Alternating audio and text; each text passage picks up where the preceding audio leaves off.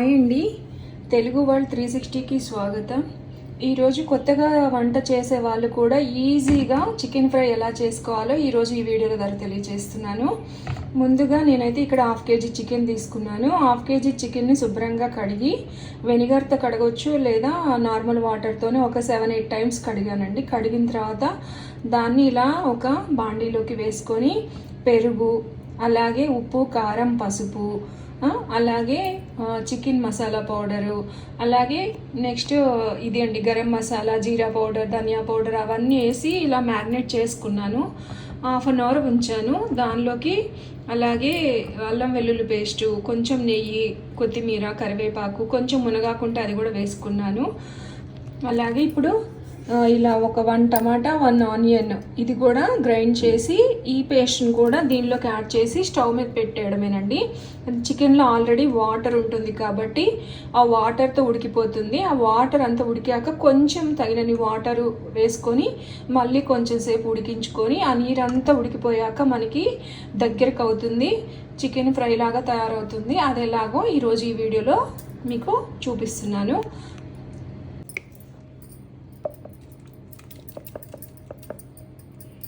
ఇప్పుడు ఇలా గ్రైండ్ చేసుకున్నటువంటి టమాటా అండ్ ఆనియన్ పేస్ట్ కూడా ఇలా వేసి కలిపేసుకొని స్టవ్ మీద పెట్టుకోవడమేనండి. ఇలా మొత్తం కలుపుకొని స్టవ్ వెలిగించుకొని దీన్ని బాగా దగ్గరికి అయ్యేంత వరకు ఉడికించుకోవాలి.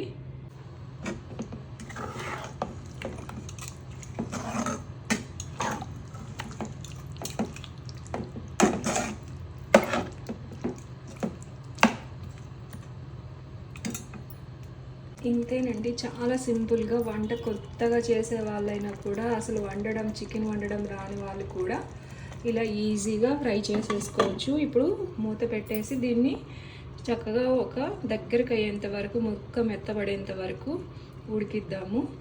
మధ్య మధ్యలో కలుపుతూ ఉండాలి.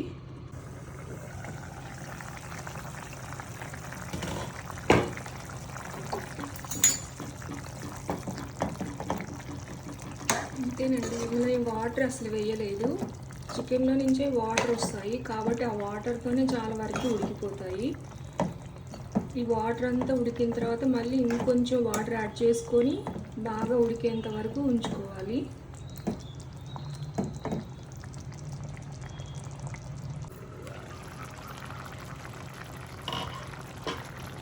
నేను అసలు వాటర్ పోయలేదండి. ఆ వాటర్ పోయకుండానే అది ఎంత చక్కగా వాటర్తోనే ఉడికిపోతుంది. ఆయిల్ కూడా పైకి వచ్చింది.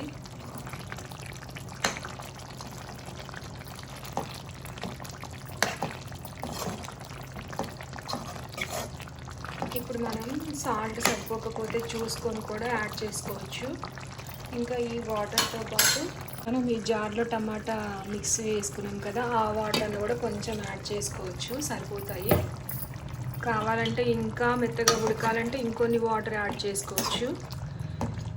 ఇదంతా బాగా దగ్గరగా ఉడికేంత వరకు మనం ఇలానే ఆఫ్ చేసుకుంటే చికెన్ పులుసులాగా కూడా ఉంటుంది.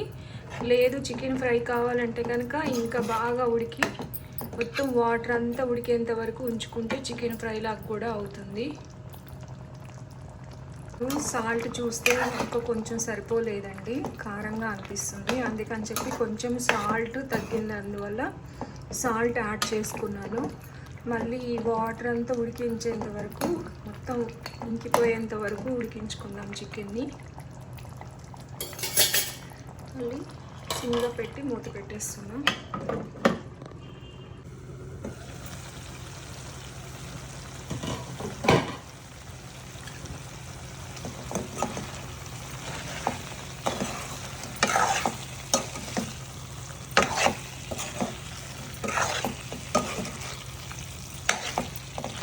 ఇంతేనండి చికెన్ ఫ్రై.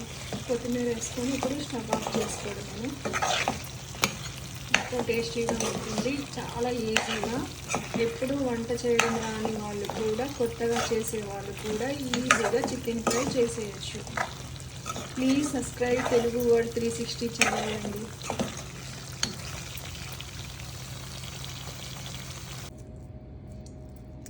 ఎంత మెత్తగా ఉడికిపోయిందో చికెన్, చాలా టేస్టీగా ఉంటుంది.